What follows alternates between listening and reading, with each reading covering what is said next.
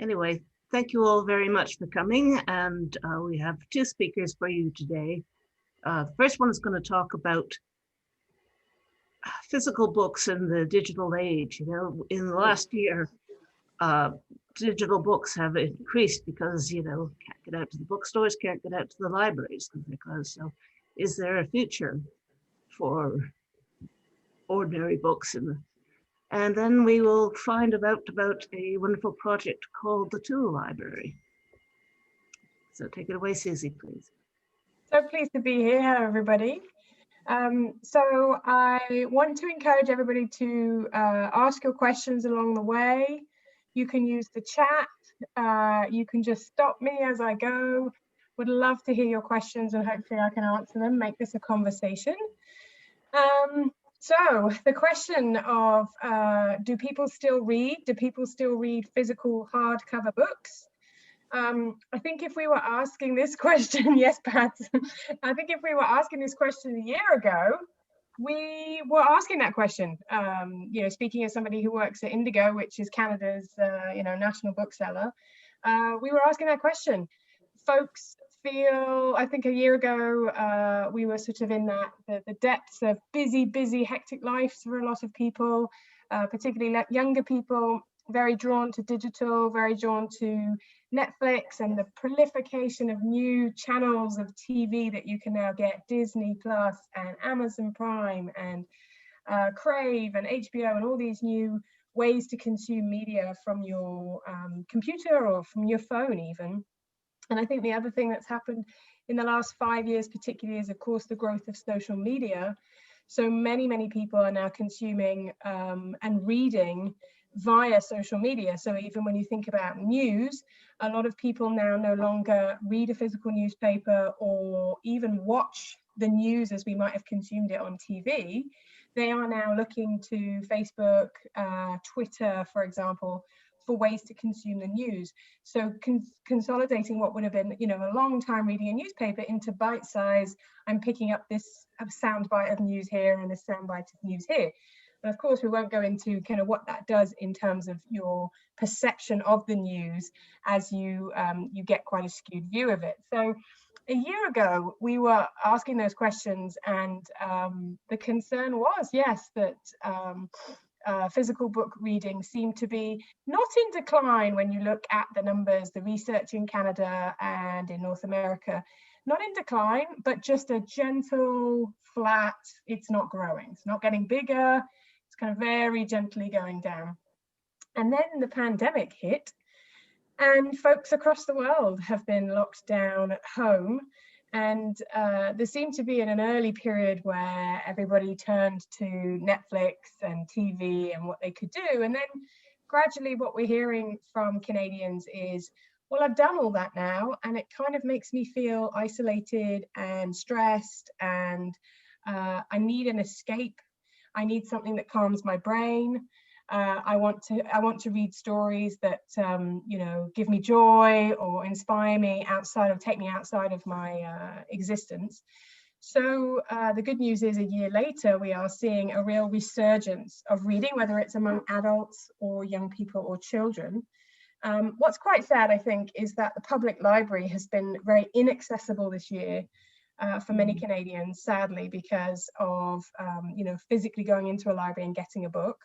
But the good news is there is a real rise in people accessing public library resources via their e-readers. So for those of you who have a Kobo, that does connect in with for example, the Toronto Public Library system, and you can download for free ebooks.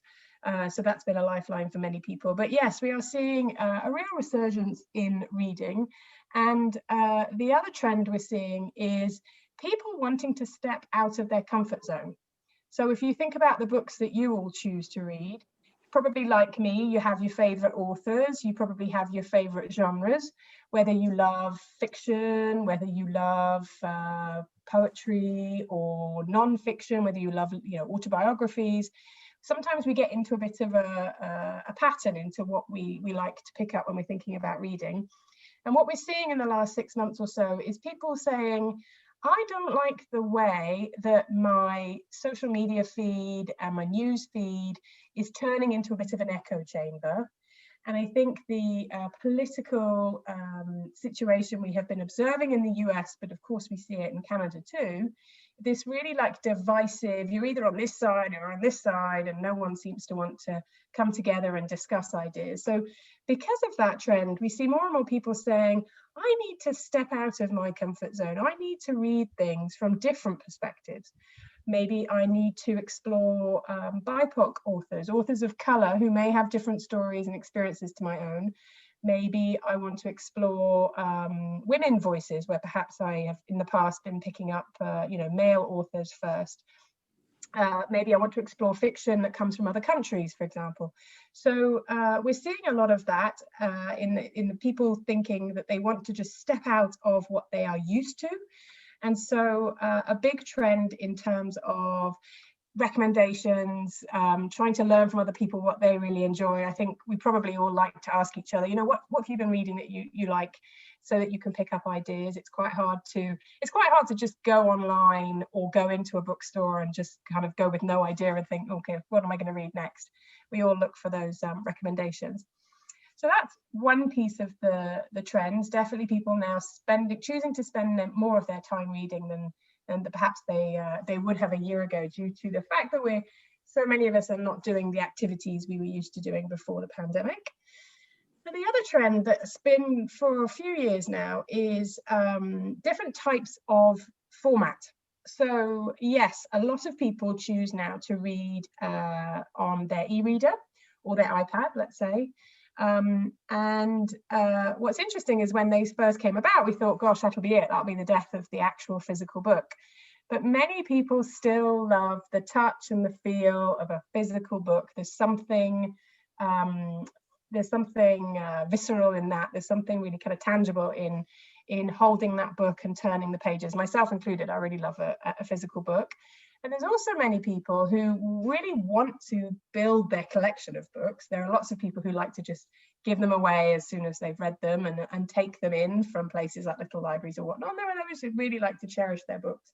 So the hardcover books, whether they're paperback or hardcover, they're not going anywhere, I would say. We still see the majority of people reading in Canada are reading a physical book, whether they bought the book, whether they got it secondhand, or whether they've borrowed the book from the public library. That's definitely still the vast majority of people reading in Canada. But we do see a growth in people choosing to read on their e-readers or their iPads or whatnot. What's interesting is it tends to be people who choose to do both. So I'm not going to switch over entirely to, like, I've got a Kobo, for example. I really enjoy my Kobo. I love it for reading in places where it's awkward to have a physical book, like, you might be in the bath, or for me, it's when I'm camping and I can or I'm on the beach or something, I can kind of easily bring it out and read in it. But I still like a physical book. So I would say I'm probably 50-50 between the two of those. So that's what we see, most people choosing a bit of both.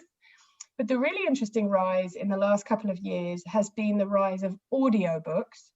And there's various different ways to consume audiobooks.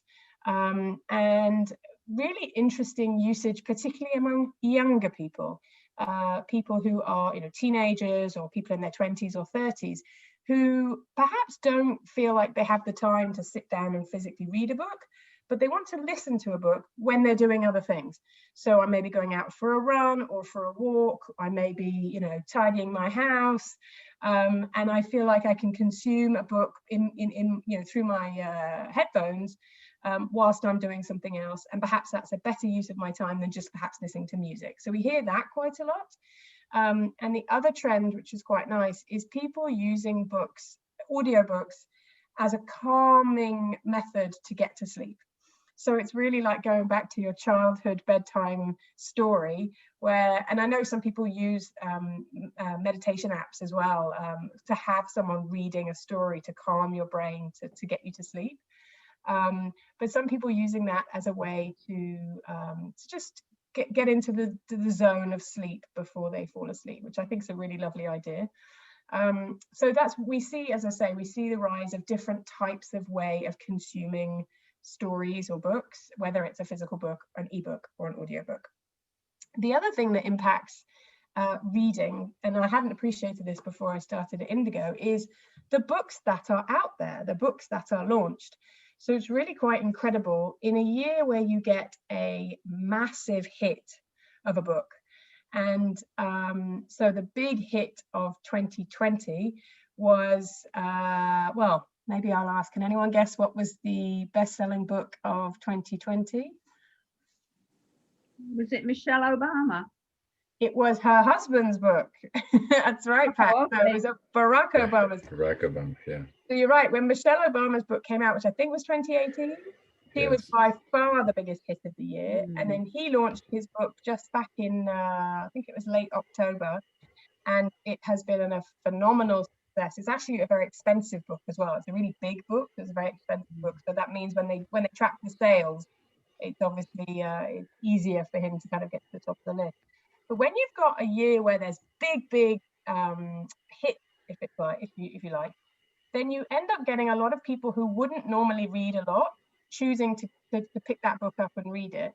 And I hadn't really appreciated that there's people who are really avid readers, bookworms. They've always got books on the go.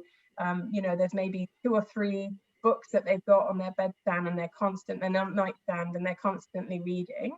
And then there's a lot of people who may choose to read 1 or 2 books in a year, but only if those books are going to be interesting to them. So perhaps they have something going on in their life and they choose to pick up a book. So, you know, an example might be finding out that you have a child who's, you know, on the autism spectrum, and so you want to learn more about that, so you pick up a book to help you through that, or you experience a loss or a grief in your life.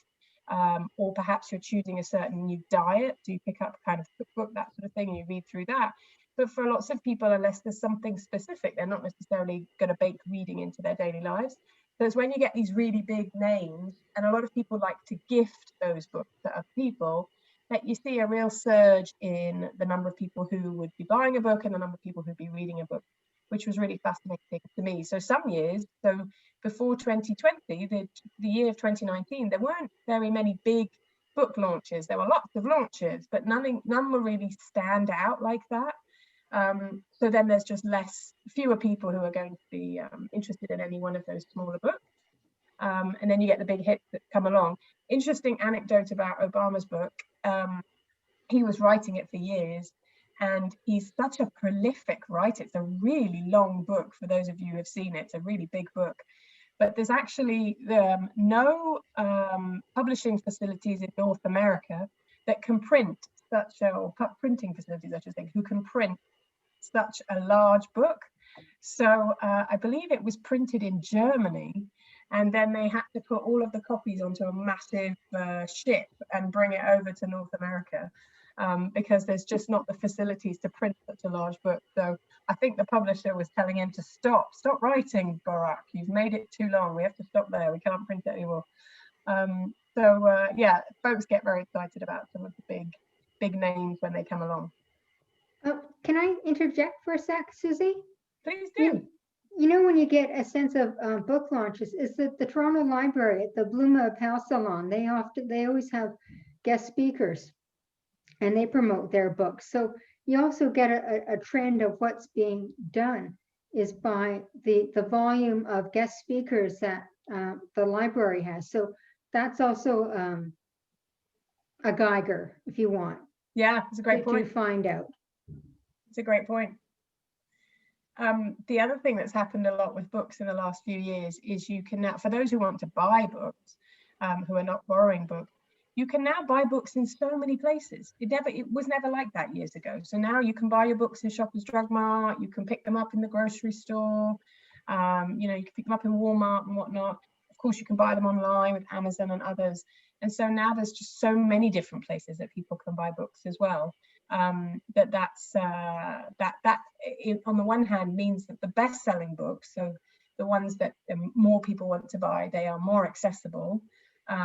But the question is, of course, all the millions and millions and millions of what we like to call the stacks, you know, the books that are not the bestsellers, they may have been launched years ago, so many specialist books.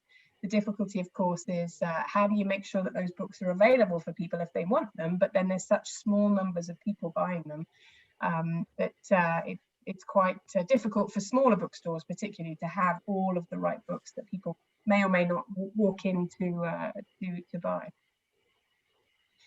So yeah, any further questions?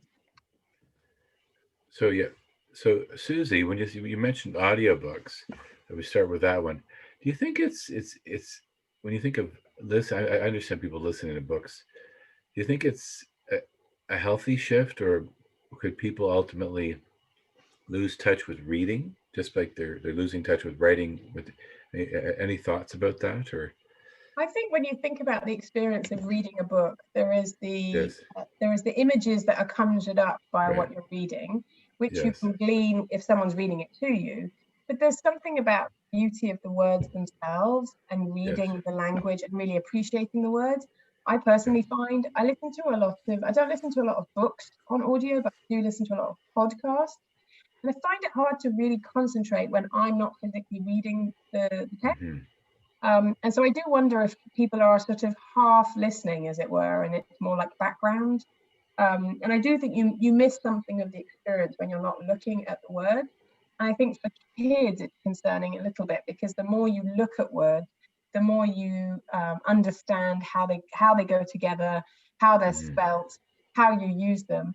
And obviously, if you're only ever reading to a child and the child's not reading for themselves, then they don't quite, get that same grasp of the language. Mm. I mean, the audio books are good for people who are going blind, so for older people, that's a plus there. Personally, I'm always exchanging, or people are giving me books, because I won't pay $30 so I don't get to read the latest books until a few years time, that unless you get it out of the library, then it's okay. What's surprising as well is the idea of book clubs. For some people, we think, oh, does anyone go to book clubs anymore? Is that the thing anymore? But when we speak to people, it really is still a thing that people do. And what's interesting, I'm hearing more and more men joining book clubs as well. And younger men, which is interesting. Yes. And I think for those of us who've been in book clubs, I think they can be incredibly valuable. It's wonderful to be able to experience that, reading a book with a group, discussing the themes that it comes up, and then all just being a kind of, support group for each other, if that makes sense. Well, it's an ongoing education, isn't it? Like, you never stop learning. I didn't read that much when I was young. I wasn't very good, it took time, so you don't expect too much from kids at first. Absolutely. Every day is a school day. So Susie, with Indigo, how do they decide? Do they have like the top 10 for the month, or recommending what to read, or how do they decide that? Or do they pick the Canada's top 10, or they have their own version of that? Or so Indigo has various versions. So there is what we call Heather's picks. So Heather Reisman, who's the chief book lover, as she calls herself, she reads an incredible amount of books. Like, they really are, it is really her reading them. And if she thinks it's a good book, then it gets that stamp of approval. Right. We, like most booksellers, we also have what we like to call staff picks of the month. And so there is a panel of people in Indigo, a panel of employees who will read a ton of different books. They'll do it at the teen level and at the adult level. And they make recommendations based on various criteria. And I think people really value that, so that they know that other people have decided this is a good book, as it were. And then the other thing that happens is there's seasonality, of course, and there's trends. So the Canada Read list just came out. That is a massive driver. This year they've made a real shift in the judges. So they've tried to have a more varied and diverse group of judges, and they've actually selected on the long list, they've selected many smaller, lesser well-known voices and books from smaller Canadian publishers. So it's quite interesting from that point. And then you get the surprises. So on the inauguration on Wednesday, for those who watched it, we had the wonderful American poet laureate, Amanda Gorman, because I don't know. Yes. And So what was really interesting is the people in Indigo who track customers who are online on indigo.ca, there's a massive decline as the inauguration starts, because everybody was watching the inauguration, nobody's shopping on Indigo. And then right at the moment where she starts her poem, we suddenly got a lot of people searching her name, and she's an author. She's already got, I think it's one book is already published, and she's got a children's book coming out, I think it's in September. So a huge spike in people searching her name, searching her work, wanting to buy her books or understand what books she has. So that's a really interesting, so some of those peaks we can predict and we can make sure we have the books ready. But sometimes it's things that we don't think are going to happen like that. And so those books will sell out overnight. And then it takes a publisher quite a while to catch up to get new books into bookshops. That sometimes happens with TV adaptations or movie adaptations. So for those of us who've watched Bridgerton, for example, it's based on a set of Julia Quinn novels from years ago. So they would have been, you know, not many people would have, well, a certain number of people would be buying them, but nothing particularly dramatic. And then as soon as that hit Netflix, those books, suddenly everybody wants to read them again. What was it called? So Susie, do you? Bridgerton. Sorry, Pam. Bridgerton. Yeah. It's called Bridgerton, and the novel, the first novel, is called The Duke and I by Julia Quinn. Yes. So they are essentially going to take, I think they're going to carry on and do adaptations of her other novels as well. Right. Sorry, Joan, go ahead. Sorry, a question. So do you find that also a reflection of what you put out is a reflection immediately of current events? So like when you heard about that Amanda Gorman, so if there's something that's like Julie Payette, or you know how she blew it yesterday. Yeah. But no, but so then that something like that would trigger, okay, a surge of you have you get an idea of what people are Googling, like they want to Google her to find out what her name is, what she's done. And so trends also make a difference too. Does that happen? Absolutely. So last year in 2020, so you can imagine a lot of people looking for support on mental health, people looking for cooking, people looking for books on gardening and knitting and all these things that people wanted to learn how to do last year because they were stuck at home. But also big trends. So when George Floyd was murdered, that really sparked, you know, the whole Black Lives Matter rising, and a lot of people looking to educate themselves on, you know, anti-racism. And so Indigo had at the time this small section of anti-racist literature and books. And every year for Black History Month, it's something that becomes a big, you know, a big deal once a year. But we were not expecting this massive overnight interest. And so the good news is that they sold out immediately. The bad news was it took us a while to catch up to get the books back in so that people could get them. And I know the same with public libraries. It was really hard to get your hands on those popular books. So Joan, we try to predict those things. So there are some things that are just seasonal, like Christmas. There's going to be a bunch of people reading, you know, Christmas stories, and Easter. People are going to buy stories about Easter for their children if they're religious, and other religious holidays and that sort of thing. And then when it comes to that, if there's big books coming out, like a few years ago when Trump first came into office, and there were the first books that came out about his presidency, some of those books we knew were going to be quite big, so we're able to predict. But then some things come out of the blue. And then interestingly with movies, sometimes a movie does really well and it will really drive the book that was behind the movie. But sometimes a movie's terrible, and so we expect a massive increase and then it doesn't come. And so sometimes it's you're guessing, basically. I have a question for you. So with all this, I guess, rise in alternatives to hard copies of books, do you find that publishers are putting more directing more attention to like the tactile or the aesthetic quality of the books themselves? Because there's a book I've just finished, Washington Black, a little while ago. I'm on that book. It's awesome. The version I have, the paper is beautiful, and it's got a beautiful illustration on the cover, and there's a lot of detail, more than maybe I've seen in the past in other books. But I mean, do you find that that's something that's happening? Yeah, I do. And you know, it's always been important for book cover to stand out and to capture the attention of people. But I do think there is a lot more focus on how the book looks and feels when you pick it up. I don't actually know what it's called, but I don't know if you've noticed that books are often bound differently these days. So instead of the pages being flat to each other like this, they are jagged. I don't know if you've seen books like that. That's what this version of Washington Black is like for me. I remember distinctly the first book I bought like that. I was actually Sheryl Sandberg's Lean In years ago. I was in an American airport and I thought, I'm going to buy a book for the trip home.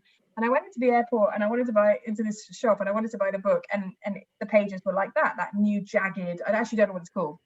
I remember I went up to the counter, they were all like that, and I went up to the counter and I said, there seems to be something wrong here. All of your books seem to be bound incorrectly. And the woman said, no, that's how they are these days. I was like, okay, sorry. Wow. So even things like that, I think they're playing with how they exactly put the book together and the binding of the book, etc. Interesting. So Kelly, you mentioned Washington Black. What's that about? Well, okay, it's about a boy, and it's begins, I believe, in the early 1800s, and he's a slave in not Bermuda, Bahamas. Yeah. Okay. And he doesn't have a very good life at the beginning, and then a man arrives who essentially is the brother of the plantation owner. And so there's all these different politics around that, because there's a father who dies and all this stuff. And then there's all these slaves, basically. Yeah. And there's stories about them. And then I'm not going to give away too much, but there's a sort of a tragic event. Yeah. And the brother of the plantation owner who's like a naturalist, he's a scientist. Right. And he has taken Washington Black under his wing and has cultivated his ability to illustrate. And so he's this beautiful illustrator, and he's only, I don't know, like he's 10 or 11 or something like that. And then a tragedy happens and they have to flee. They have to flee the plantation, and they have to go. And it's his adventures, I guess, afterwards that unfold. It's amazing. It's fantastic. Sounds good. Yes, it's very cool. Washington Black. I'll look for that. Okay. Well, yeah, it's by Essie Edugyan. Is that how you say it? That's right. It's a Canadian author. Yeah, she wrote this one called Half-Blood Blues. That's right. Really good. Yeah, as well. She won the Governor General's for that one. Yeah. Yeah, it's incredible. When I get to the end of it, I will pass it on to somebody who wants to read this story. Yeah, it's a great book. Yeah. Very good. Very good. So when you think of, we've heard about how Indigo might choose some of their top 10, and because I'm an avid reader, when we grew up, my dad, we had this library that we had the Arabian Nights, we had the Greek myths, I mean, you name it, and Jules Verne and all that stuff. So how would you say, for people that aren't reading much, what advice might you give them to get into reading, if they're saying, so what do I read? How do you start? Because there's so many different genres. I mean, yeah, I would say it's a great place to start to ask friends, people that you trust, and people who you think might have the similar tastes to you. Right. But otherwise, there are many lists you can go to. So a simple Google search, whether it's Indigo or whether it's another provider, there is a really great website called Goodreads, where people put their reviews and they talk about books that they love, etc. And one way in is to think about, a story or an area that you want to explore a bit more. So, do you want to learn about, as I say, anti-racism, or do you want to learn about the history of something specific? And think about that and how you might kind of move into books that way. But the other thing is, Googling stories that, for those who don't want a heavy read, who want a light read, they want to be entertained, Googling stories that, are more light entertainment, or some people want to be completely taken away from the day-to-day right now and, have some kind of fantasy stories and whatnot. I think you have to think about the mood that you're in, what you're into, what you want to learn. And I guess try things out. I think if you're in the middle of a book, I always try and make it to the end of a book, even if I'm really not liking the book. But I would say free yourself up from that. If you're not loving the book, then, you know, you can give it to someone else or Right. take it to the little libraries in the neighborhood. Because it's a lot of time when you're reading a book. So there's so many books you could be reading. So if you're not loving it and it's not inspiring you, I feel like you should let it go. But I always like think, well, maybe it gets really good at the end, and I'll just continue to the end. You sort of give it a break. Yes. Yeah. Well, Yeah. it's interesting because I remember when I was trying to get into J.K. Rowling's initially, because there was a lot of children reading it, and I wanted to sort of be able to relate that. It would start out slower and would pick up, and then it became faster and faster. It was like being on a roller coaster. The other thing that I like that you brought up J.K. Rowling, I wanted to talk to you about is booksellers like Indigo, Barnes and Noble, Waterstones in the UK, all the big booksellers, they're really struggling with the concept of how do you provide books that everybody feels, let's say, safe with the content on. You don't want to start censoring. You know, you need to provide books that people want to read. Right. But how do you deal with when there has been a backlash against a certain author, or certain books are now deemed to be really inflammatory or to have hate speech in them? How do you deal with that? Because on the one hand, you should, you know, it is not Indigo's job to censor literature. People should be able to read whatever they want to read, even if I don't want to read that, someone might want to read it out there. But how do you also make sure that, you know, particularly for our employees who feel very passionately, the people who work in our stores, they feel really passionately about certain authors versus other authors. So we're all grappling with that. There's no perfect solution to that. But essentially, we kind of are talking about a policy whereby the author is disconnected from the author's work. Because what we're finding now is, of course, a lot of authors who've been around for many, many years, you know, people back in our, you know, in our childhoods or our parents' childhoods, etc. Now it's transpiring that they had problematic things in their lives. They might have been, you know, a proponent of slavery, for example, or you know, perhaps not been anti-feminist or something like that in the past. So how do you do about the fact that that author may have created works that are cherished and people love them? So we're really trying to figure out the right way forward from that point of view. And I think the right way forward is to make sure we have really basic rules about if something is has direct hate speech in it, if it includes information about how to make weapons, or if, and there's some very strict rules on pornography. I think our rules on pornography are if it has child pornography, is banned from Indigo, but if it's pornographic in general, then that's not necessarily banned. So we have very few rules as to why we would not stock a book, but we're looking at, you know, essentially how can we deal with all sorts of different points of view when it comes to what is and isn't acceptable. It's not easy.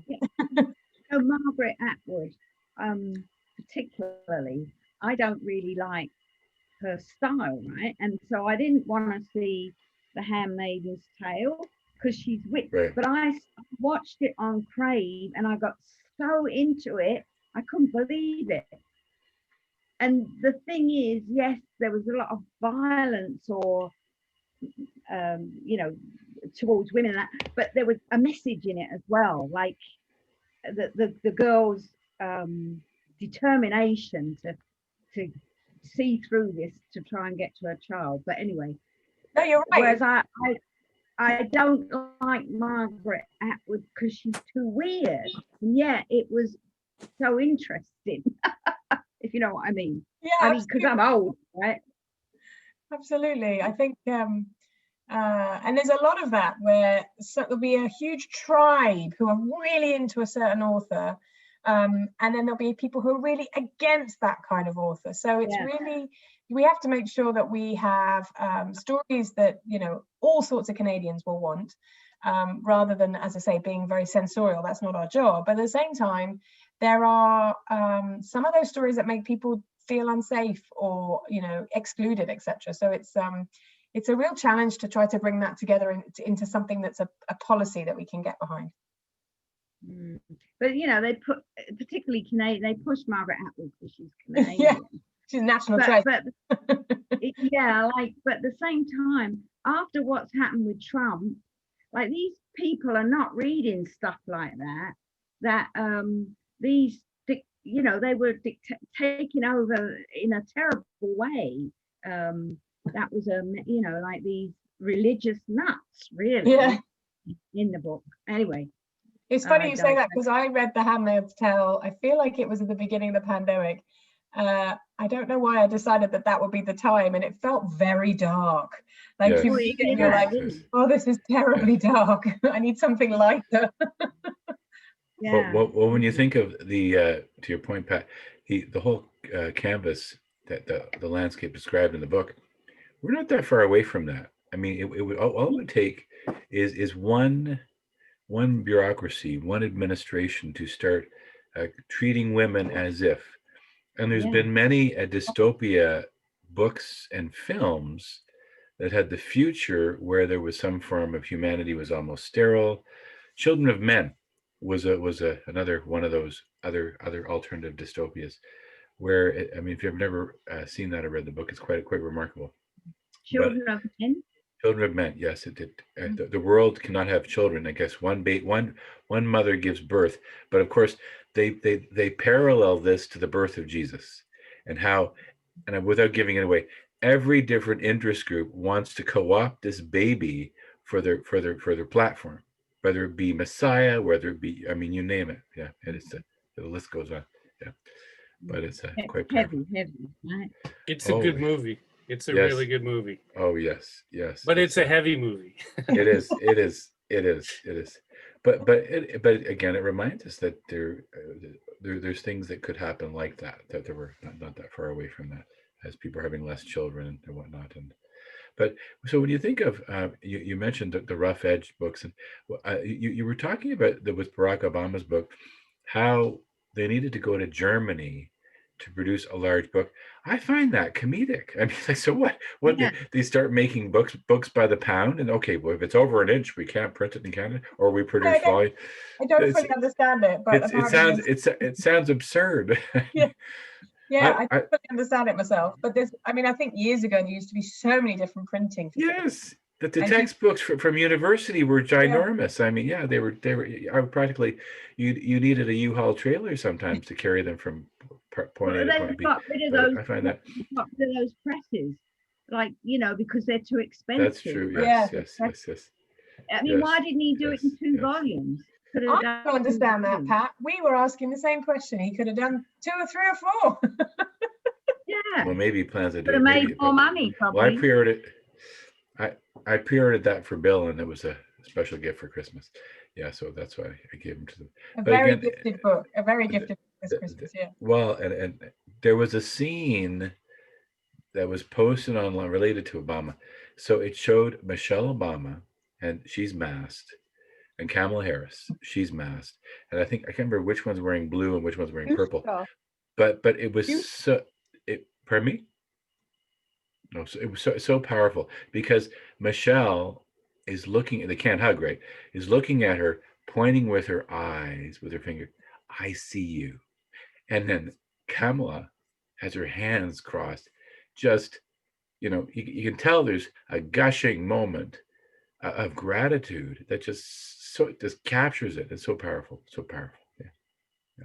I just to interject, I thought Hillary Clinton looked so unhappy because she should have been the first woman president. Yeah. And he's seeing the first vice woman president. Yes. So it must have stuck in her craw, eh? Yeah. I felt for her, really. I agree. Poor thing. She was really robbed, wasn't she, 4 years ago? Yeah. Timing is everything, right? Anyway. Yes. There you go. Yes. So Suzi, how do we, if we want to get maybe access to the top 10 at Indigo, I guess we could just go online, right? Yeah, I was going to say, I will. I'll share with you the latest top lists. I'm going to send them to you afterwards, actually, so you can share them with the group. As I say, the Canada Reads lists have just come out. We're going into Black History Month. A lot of people looking into that. And then, you know, various other lists depending on what people are looking for. So I'll share a few links. I mean, it might be interesting to put that in the network just to let people know what's out there to read. Yeah, it's a conversation starter. Yes. So we don't know her. So do people have more questions of Suzi? I mean, I see. No, Robin and Kathy. Which Robin and Kathy is that? I think it's my mum and dad. Oh, really? Are they calling in? Are they ringing in from England? I get them from Wales. I would hope. Wales. Okay. Oh, wow! Isn't that great? Okay. Yes. Oh, that's great. Good to have you on the call. Now, what time is it in Wales? Okay. Oh, what time is it? 10 minutes to 7. Okay. My dinner's on hold so that I can look at it. You haven't got your video on. Oh, well, you don't want to see me. Well, we're actually having Simon on the February the 12th. He's doing Welsh cakes, so you must tune in then. Okay. Oh, yes. We saw his first one. Yeah, we're going to have him. Because sort of timely with Pancake Tuesday. We thought we'd have. We're on lockdown here in Wales. We're on lockdown. Yeah, we're all here too. Yes, we're gonna figure out how to beam each other up. I mean, that'll be the next. We'll bring Star Trek. You'll beam each other over or something. Or figure out holographic universe. Yes. So do people? Do you have a question of Suzi? As I mean, your daughter, lovely daughter. What should you be reading in Wales? Yes. What should I be reading, Suzi? I would say same as what I said. So it depends on your mood, I think, depending if you want to you know, entertain and escape, or whether you want to be learning a new skill or a new activity. I think there's so much out there, right? Doesn't Robertson Davies have a couple of his novels set in Wales? There you go. Oh, I think so. Bread in the Bones, is that one of his? Yeah, that's one of his. Fifth Business. Yes. They're slipping my mind. Yeah, Bread in the Bone, Fifth Business. I have the trilogy somewhere around here, but I can't look at it right now. It's in the other room. Wonderful. Okay. But yeah. Set in Wales, some of them. I remember years ago reading it was a detective mystery novel. It was about a Welsh detective, and I mean, it was so long ago, but I remember him referring to Cymru as the language of Wales, and he spoke it. Can't remember the title, but yeah, it was quite something. So, anyone else? Any questions of Suzi? I have this beautiful book written by Stephen Leacock. It's called The Foundations of Its Future. My father left it to me. It was published in 1941. Wow. Yeah. Oh wow, isn't that something? That's wonderful. Yeah. Quite a other illustrations too. Quite an author of notoriety, definitely. Yeah, well, thank you, Gerald. Any other questions from people? Actually, I looked up Obama's book on the internet, and it says it's 768 pages. Do you think that's correct, Suzi? It's a really big book. And he has 28-hour audio book edition. Oh, apparently the audiobook is really great. As he reads it, is apparently really great. I've not heard it, but people rave about it. Yes, it's really long, and it's not his first book. He had a book years ago, right? Yeah, I read that one. Yeah. Dreams from My Father, I think it was called. Yeah, and Audacity of Hope. Yes, yes. He's quite a prolific writer. So you inspired me to order the book by Amanda Gorman on poetry from Indigo. Yeah, because Amazon didn't have it. Yeah. What a ray of sunshine she was on Wednesday. Oh my! For sure. Oh my! Literally. And many. It's interesting because when you think of her hat, it reminded me of a Jackie O hat. Yeah. Yeah, that sort of style. Yeah, very powerful. It's power dressing. Yes. So Suzi, do you have any further thoughts as we had some wonderful ideas you shared? And yeah. No, I would say obviously encourage us all to keep reading. It's great for our brain. It's great for our mental health. I think, as I mentioned earlier, it's been more difficult to get books for a lot of people who rely on the public library. So the little libraries in our neighborhoods are a pretty great resource for those who want to pick up secondhand or free books. Yeah, let's keep swapping recommendations. Yeah. Thanks, That's Susie. a very good idea. Ready? Thank you, Susie. Thank you very Thank much. you. Very good. Very Thank good. you. Now you're more than welcome to stay on as we bring our next wonderful speaker to the table. And or do people need a stretch break, or are they okay? They're good. Okay. Kelly, do you need a stretch break? No, you're good. I think I'm okay. Okay. Hopefully. Very good. Yeah. So, well, as Susan introduced you about the tool library, but I think it was a while back you mentioned. I think it was maybe even Marianne who mentioned you had a connection with the tool library. And when we were pre-COVID, we had this wonderful idea. We were going to get the Tinkers and the tool library and on site and connecting, and here we are. Okay. So what I'm going to do is I'm going to just for the beginning part, I'm going to welcome you and spotlight you. And I think I can figure out how to do that. Okay, there we go. So we can see you in the main frame. And welcome. Just to remind you, Kelly has read scripture in the past at Manor Road, and your more recent child was baptized. Not yet. Okay, there was no. I wasn't testing it, but I thought okay, but yeah, quite lovely. And so over to you, Kelly. Okay. Well, thank you, John Joseph, and thank you, Susie. I thought that was really interesting, and you are such a great speaker. I'm not that as great, so I'm going to rely on a presentation that I put together, a slideshow. So I'm just going to switch to that, share my screen with you. What I can do is I can make you co-host, so you can do that. 1 second, let me just do. Yeah, then you'll have that ability. And there we go.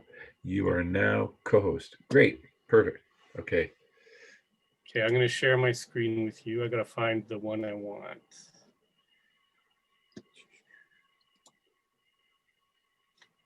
Okay.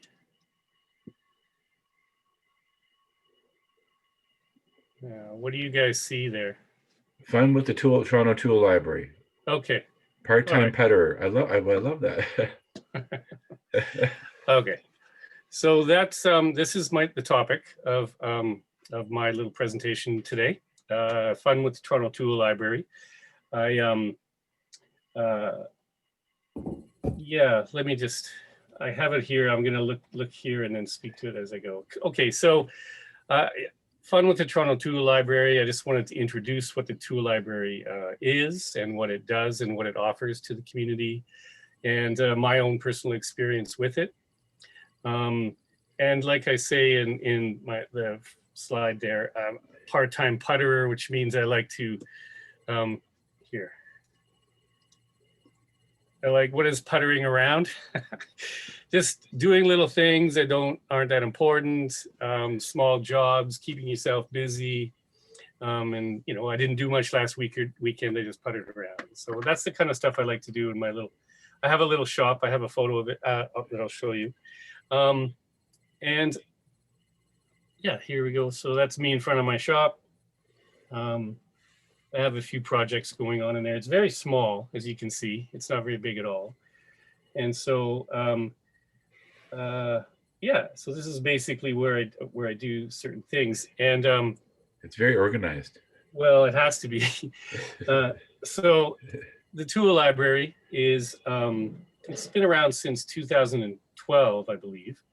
And I joined this summer. It was a present from Cheryl, who gave it to me. It was like partially, you know, to be completely honest and full disclosure, I wasn't having the best time when the lockdown happened. It was, I found it pretty difficult being locked up. And so one of the things that we thought would be good is if, you know, I kept myself busy doing little jobs, little projects.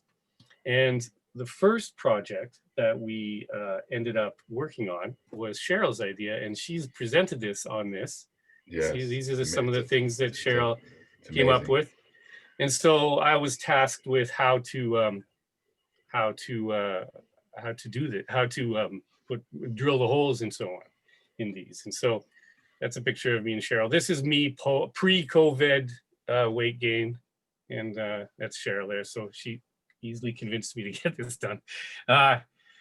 Okay, so basically you have these china plates, and the tool library, I guess I should talk about like exactly what that is first. First of all, you join, I was given a membership for my birthday. And what you're able to do then is go down, they have thousands of tools there for woodworking, for metalworking, for gardening, for, you know, anything that you might want to heavy, you know, construction, ladders, they have like anything that you might need for do-it-yourself project, right? So there's thousands of tools there.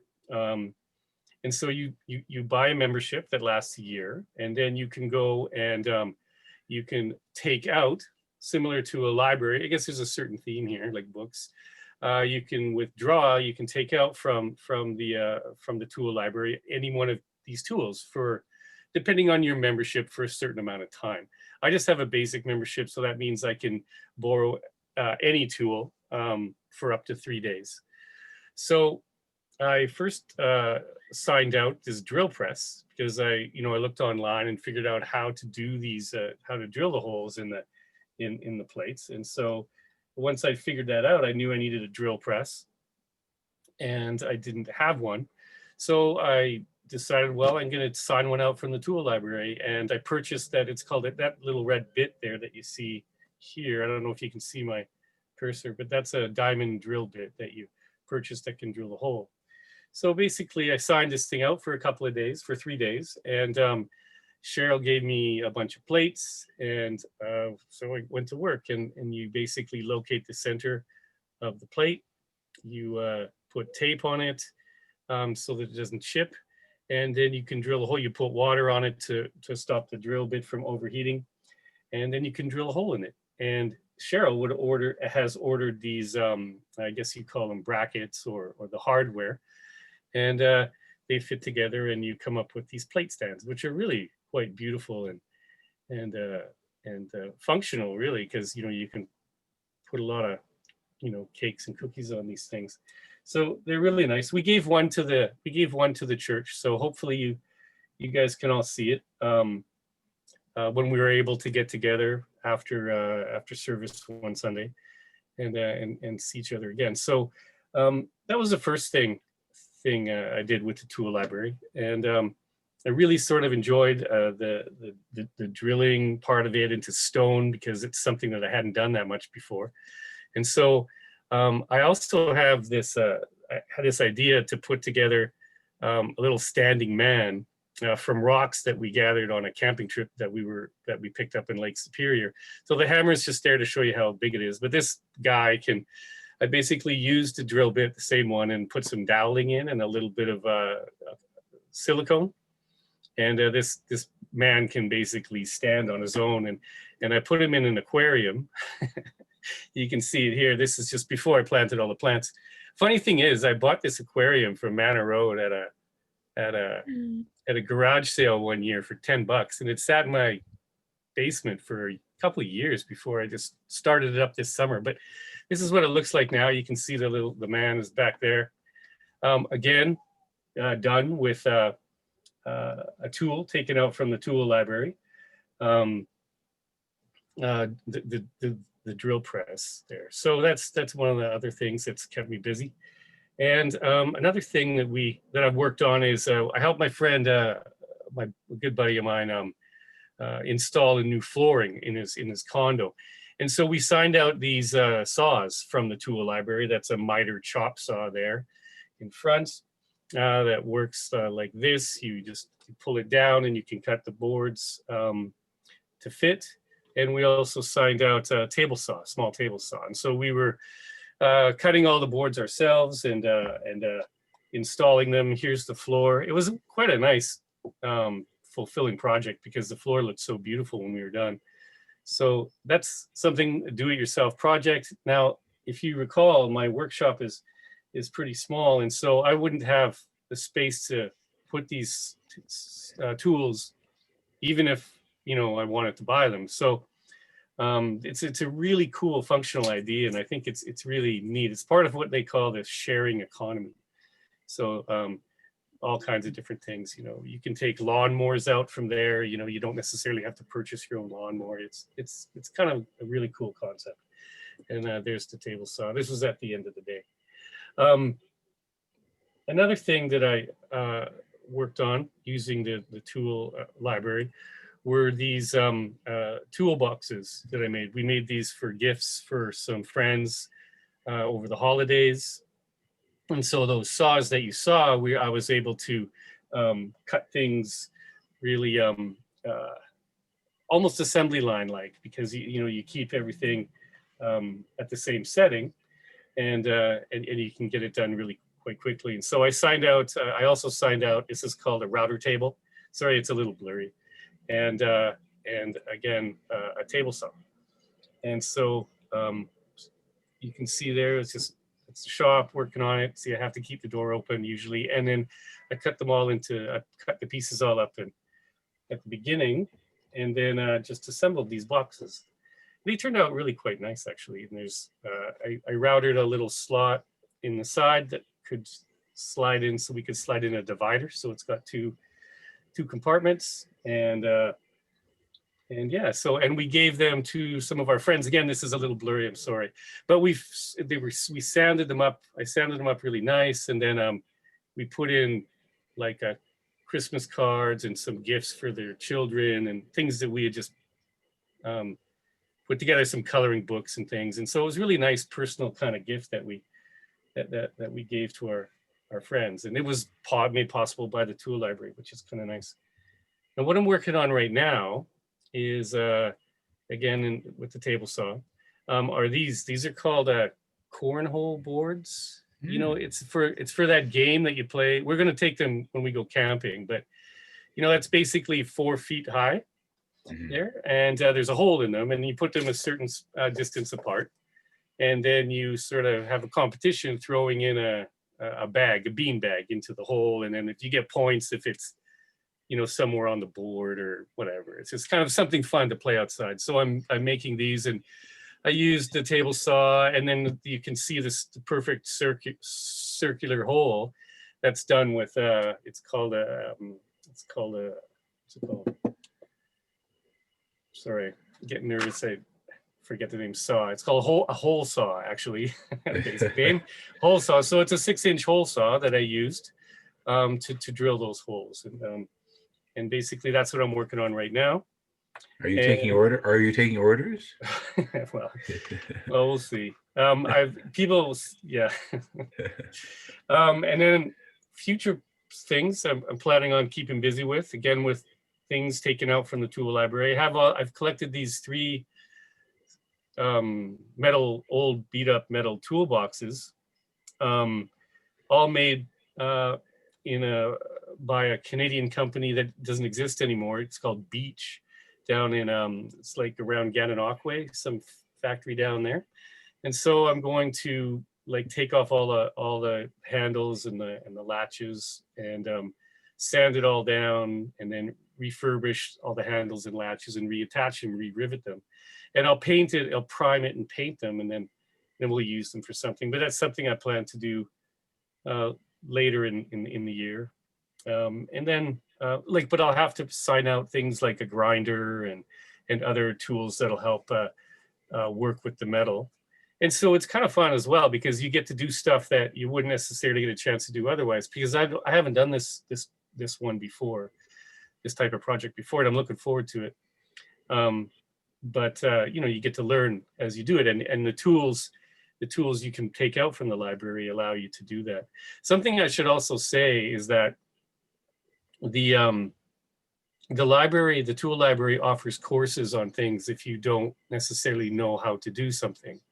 So they can teach you how to do something. And they also have something called what they call the maker space. And so you can go in there and bring your project, and then you just use the tools that are in the library. Then you don't necessarily have to bring them home then if you don't have a place to do stuff. So it's multifaceted in its options for doing things yourself, or doing creative, crafty stuff. You know, and it's all, there's the only location that's open right now is the downtown location, which is on Spadina. But there's a couple of other ones that will reopen after the lockdown. And then this other project that I'm going to work on, this is a really beautiful piece of red maple that we picked up in Grand Bend this summer, and I'm going to sand it down. I might have to take out a planer from the tool library to just take a little bit off the top, a tiny bit, and maybe a belt sander to bring it down, make it smooth. And then I'm just gonna like put in maybe some kind of light oil on it just to sort of help seal it. And then I think we'll just put it on our mantle for now. And the ultimate plan for this, I think, is to become a bench once we figure out where to put it. But that's the plan. For now, it'll go on the mantle, but it's going to be really, really nice. And that is basically my presentation. I think that you'll be able to share this with people, John Joseph. And here I've put these are links that will function through the PDF. This will take you to the tool library home. And then these are a few short YouTube videos on the tool library, which will fill in all the things that I've probably forgotten in my presentation. So that's it. And I'm wondering, does anyone have any questions or anything like that? Or Can you stop sharing for a second so people can see you can see people's faces or put their hand up? Or stop sharing. Yeah, there we go. go. Put people on there. So do people have questions? Hi, Kelly. It's May here. Hi, May. Hi, oh, how are you? The project lady. Sorry, I don't have my video on. I'm just going to move. You know what? You can make a bunch of those charcuterie boards out of that piece of wood. Oh, I hadn't even thought. I don't think I'm allowed to cut that up, though. No, oh, no, but if you pick up smaller pieces, then you can. That's a good idea. Yeah, cheese board and all this. My husband does that. Yeah. That's a really good idea. Yeah. They're very popular. Job, Kelly. Pardon me? What do you work? Are you a teacher? No, I'm an urban planner.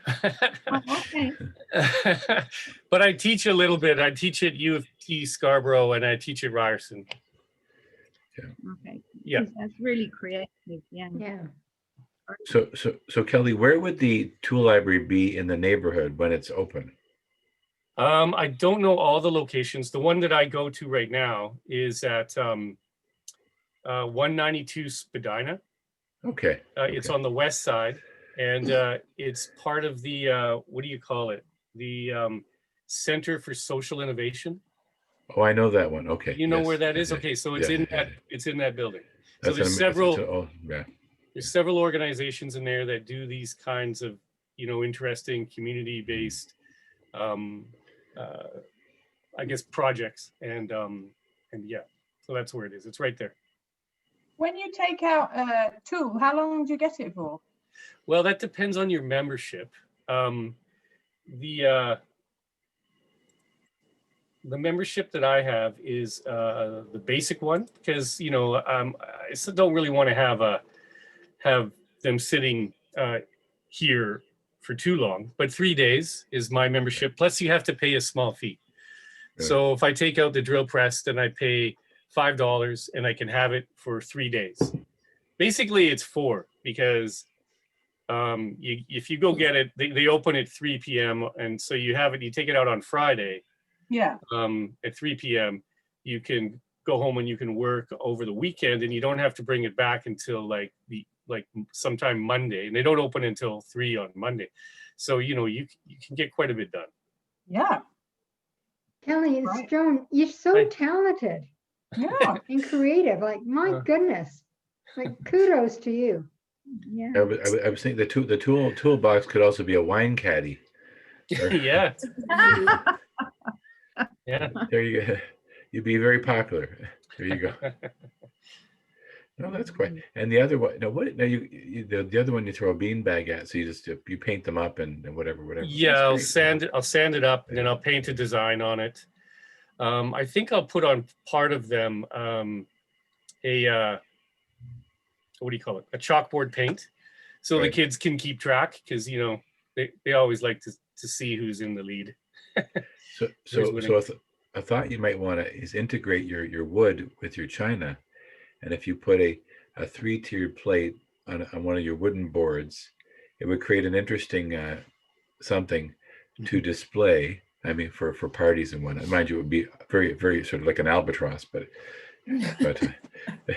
it'd be quite because we actually must have 15 of those boards in our basement, ranging from tiny to big, and it's amazing how the more unusual the wood is, the more popular. Yeah.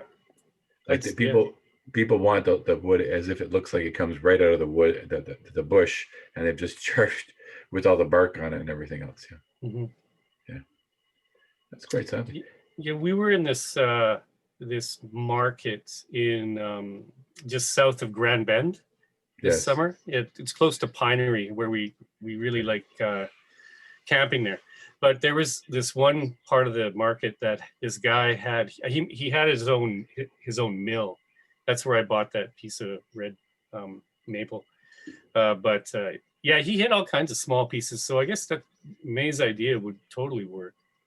If he could, that's where I could get those. Yeah, it's a good idea. So something I saw, where was it? Up in Port Carling. It was at one of those, fair days. And what the woman had done is taken ends of granite, from granite countertops. And what's interesting, you can use them for cooling. For example, if you put the granite in the freezer, then you can put sushi on it, then it's cooling. And then if you put the granite in the oven, you can use it for hot. But yeah, my brother-in-law works for a granite countertop company, and they have 3 shifts now, and they basically don't know what to do with the ends. So I'm not sure exactly what they're doing with them. Really? But so if you ever, if you want me to connect you with him, I can phone him up and say, but let me know if you're interested in doing something with them. Okay. Because all you have to do then, all you have to do, I'm saying as if I know what I'm talking about, but get a device from the tool library, and you could make granite things. And I think in our neighborhood, they would be a hot seller. But I'm not sure if you want to get into selling, but you can gift them away or whatever you want to do. Yeah. Do you remember the BMO building when the panels started to fall off? Oh yeah, and they replaced them. Yes, they replaced them all. So there was an opportunity that I had to get a couple of those panels, but I never did. But I thought that it would make a really, really fantastic coffee table. And they were marble, weren't they? They were marble, yeah. And you could drill in them, same sort of thing with a diamond bit, and Anyway, that's a good idea too.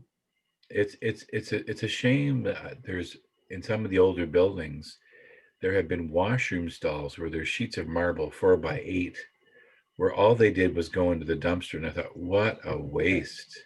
What I mean, how criminal that is when you think of But it takes I'll share a funny story. So years ago, when we got a wood stove at home, if you were way back when people were all worried about the energy crisis, well, I guess we still are, but it was different. Oil went up and so we got a wood stove. My dad took 2 years to figure out which one to buy, and he got a grandmother Fisher. I still remember that. And then we had to. Initially, he got used skids, and we were cutting them up. But then better news, he found a furniture factory where you had the ends. And these range from oak to maple to pine, and there were massive bins of these things of the wood, and we had piled wood in the backyard for a while. Yeah, but so there is things around. It's just a matter of finding out where the source is, right? Yeah, exactly. Yeah. But that sounds interesting. So because I like puttering around too, but we certainly don't have the room for anything. But so you can actually work on site at the tool library. Yeah, you can. There's a place that's called they have areas within the library called Maker's Space. Right. And you can go in there and work on your own projects. And they have like several different rooms with some very, very sophisticated tools in there. Like there's like a 3D router you can do 3D. Yeah, it's well, I don't even know how to use it yet, but you know, I think I might take a course on it, but because they offer this, but you can do like 3D routing. Routing is it's like a little drill with a blade, and it cuts out what you need, what the pattern is. Right. But they have this massive thing, you program it in, it's electronic, and then it just goes to work on it, and it can do a great big piece. That's just one really sophisticated, but they have you know, a huge table saw. They have a really large drill press. Right. Everything that you would need, planers, all that stuff. That you can go in there and work on things yourself. I remember seeing something like that for stone, where it was a computer, I guess it was 3D drill for stone, and it was stone windows, like the ones you'd see at Hart House. But it was amazing watching this device transform the stone frames or the stone pieces into stone window frames. I can only imagine what that would cost to be installing in a house or whatever. Yeah. A lot. It's quite something. Yeah. So do people have some questions or comments or inquiries? No. A question for Kelly. Membership rate. I've got it here for you. I think, if I recall correctly, and Cheryl can correct me, I think it was $80 for a year. 80 a year. Okay. I think so. Oh, hang on. No, basic membership is 55. Right. And that's for 3 days, taking something out for 3 days. And you also may have to pay a small fee if it's a larger tool. Okay. Then you can get a membership for 85. It allows you to borrow for 7 days. And then less tools you pay a fee on. And then for 110 a year, that's, I guess, the gold membership or whatever. And there's no borrowing fees, and there's no, like, I think 14 days you take it out. So if you were like a contractor, you know, and you needed a tool for a special job, like a small contractor, you had like you didn't have everything, you could join that for 110 bucks a year, get the tools you need for 2 weeks and go work on a project. You know what I mean? I think this is such a cool idea. It is, instead of universal rental. Yeah, that's true. Well, not everyone has to own their own chop saw, no matter what, like the tool companies say, you know, but I think, or their own lawnmower even, you know, so anyway. Yeah, Kelly, to Stevenson's. Yeah. Do they make sure the person knows how to use them before they walk out the door with it? Yeah, they quiz me quite a bit, and like I went in there a couple of times to do some drilling in the shop, and then I took it home after that. So they were able to watch, and I'd used a drill press many times before, and so I was comfortable with it. So if you're not that comfortable, that was a question that was something I was going to mention. Thanks. If you're not that comfortable, they'll teach you how to do it. That's good. Like they'll make sure you don't hurt yourself. And remove your hands. Yeah. No. Well, there's something. Yeah. I knew a man who was in his 80s, but he had been doing work for years, but he was doing table saw stuff. But he managed to remove the top of 3 fingers because he wasn't paying attention. Yeah. To your point. Yeah. No, you got to be careful with power tools, exactly. But you've got my imagination working overtime, and the potential of what could be done. And now, just so you know, I spoke to the tool library people about this, and if like they offer, like if you were to reach out to them, and they could offer our membership a course or something. They can do that. They can craft it for the membership, whatever people might be interested in. So they'll do courses on different things? Well, yeah, I think they would do that. They would definitely, there would be a fee to it, but for sure, they would, you know, if there was a group of people who wanted to learn how to do this or that you could arrange for that, I think. A 3D router, that would be interesting learning how to well, you don't take that home. It's the size of this room, actually. Oh, okay. Okay. Thank Yes. heavens, my husband would probably want to buy it. Yeah. Yeah, they're not cheap. They're like 10 grand or something. Wow. Okay. That would take up our whole basement. He's already got enough tools down there now. Well, it's interesting how handcrafted everything has become the new norm, and there's a desire people have to have handcrafted, and even to get connected to making handcrafted themselves. It's quite. Have you ever done any work in wrought iron? No, not for a long time. Okay, but you did before. Okay. Well, a little bit like this and that, but like Okay. I've used an arc welder and a Okay. cutting acetylene torch, but not for some time. Okay. Okay.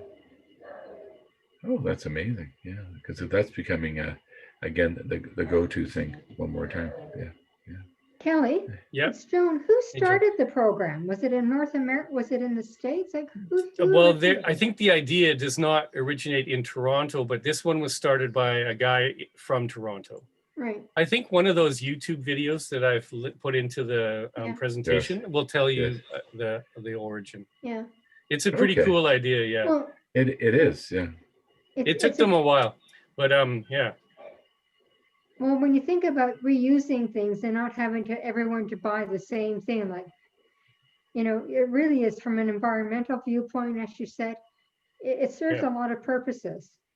Yeah, exactly. And there's so many people that want to know how to do that, and especially downtown like that, like in that area, there's so many condos. There's thousands and thousands of people living down there. And a lot of them want to do stuff like this, but you just can't do it in your condo. Yeah. So you can go to the tool library and go into the maker space, and you can, if you need to do some work, you can sign something out, and then you don't have to find a place to store it in your condo. Yeah. So it's really great. I'm surprised the artscapes don't take advantage of that. Yeah, I don't know if they might have some kind of relationship, but that's it would be a pretty good fit match. Yeah, good fit. It's interesting you mentioned the word maker. It's as you know, it's not a new word, but it's sort of having a new sense of popularity. When we were in Ireland, when I was on sabbatical, it was the southwest corner near Dingle, the Dingle Peninsula, where we ran into a person who used that term, and he had been doing leather work, been in a leather store for a couple of years, and he said, "I'm a maker." So basically, as the way he was interpreting it, he was good with his hands. He could launch into anything. Not bragging, right? But just the affinity to do things with his hands. And I thought, and there's a sort of rebirth of that as you were using the term maker yourself. Yes, it's exciting, very exciting. I think that's one step above a putterer. But well, I have to introduce you to my friend Joe Toby. Okay. Sure. Because some people call him a putterer, but he's not. You've seen the porch at the manor in front of the church, right? Oh yeah. He made that. Okay. Oh wow. Yeah, he just does things like that. He has it's not a shop, it's a warehouse. I mean, it's a ginormous thing that it's probably 100 years old. It was featured on Schitt's Creek. It's Joe's Garage. That's basically his shop. Okay. And but he is somebody, I call him the person, if you say, "Can you build the pyramids before breakfast?" He does it. He donates. Well, his main thing he does, he'll build handicap beds for people and give them to them. Oh, wow. Just because that's what he does. He's a heart of gold. But yes, I'll have to introduce you to him sometime next time we connect. And just because he has this knack. I mean, all you say is, "Well, Joe, I need this," and da da da. And next thing you know, he'll have an idea. And that was built essentially as for the nativity one year. And then we thought, well, let's put it back up because during COVID we needed a place to hang out. And then we rebranded it to be the porch, not the nativity anymore. And so there it is. And it comes apart too. And we put it in there's a workroom in Manor Road, but not so much sophisticated as what you're talking about. Yeah. Any more questions from Kelly? I mean, this has been remarkable, and And just to as you're thinking of, it's a 3-tier tray. If you figure out how to make a tea cart, a little bit more involved, there's a 3-tier tray could sit on top of the tea cart. But I will. One question. Go Sorry, ahead. Yeah, go, May. Hi, Kelly. Hi, May. If I was to take a project down there on Spadina Avenue and I go into one of those workspaces, do I have to bring my own safety goggles and my gloves and all this sort of thing? Well, I think that they have safety goggles and gloves that you could wear. But the thing is that for me, I have my own safety goggles, glasses I use. Right. And I just prefer using my own because I got to choose which ones I wanted, because I find that they don't all fit everyone's face the same. So, but if you don't have that, then yeah, they can provide you with that. So I guess from my point of view, if I'm going to be like a regular participant as a member, I should invest in my own safety goggles, especially now you don't want to wear of somebody else's. Yeah, that's true. I mean, you can get a nice pair of gloves to use. Nice Gucci. Yeah, well, the gloves that are really good because they have like rubber. You can get them for like, I think I got a pair for $5 or $7 at a Home Depot. You know, so it's not much to spend. And then glasses would be a bit more, but you know, you could always see if you like it first and then use their stuff and then buy something if you want it. Okay, great, thank you. But yeah, but everyone's welcome. It's a really, and the people there, like I go down there and I end up like just chatting with these guys for, you know, half an hour on stuff, you know, looking at different tools and things. I kind of get distracted, but yeah, it's a cool place. And I would encourage everyone, if you would like, to go down there or call them and see if there's a time to go down or something. So Kelly, I'll check out with my brother-in-law about the granite ends. And one of the things they did is a donated member of my father at 51 Division. We made a prayer bench. We took, let me think, four sheets and one on top of granite ends and made a bench. Oh, wow. And the beauty, because it's granite, it's sturdy, it's waterproof, it's winterproof, and you don't worry about people falling off it because it's fairly hefty. And so any more questions? No? Well, Kelly, this has been super amazing. And I think once COVID's down, I see a field trip to the tool library or something, and or possibilities. And I just want to say it's really nice to see you familiar faces, guys. Like I haven't seen you for almost a couple of years, it feels like, but it's nice